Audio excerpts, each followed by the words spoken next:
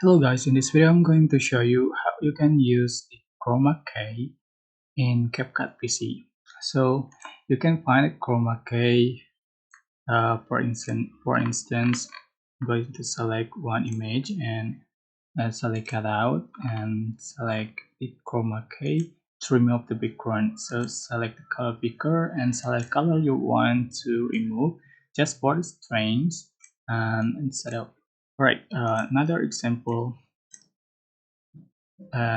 Sorry, I'm going to select the um, green screen image. So I do the track and select cut out, select chroma key and select color picker, select green color and just for the strings set out. So uh, the green color has been removed and add other background like this. We go. That's it.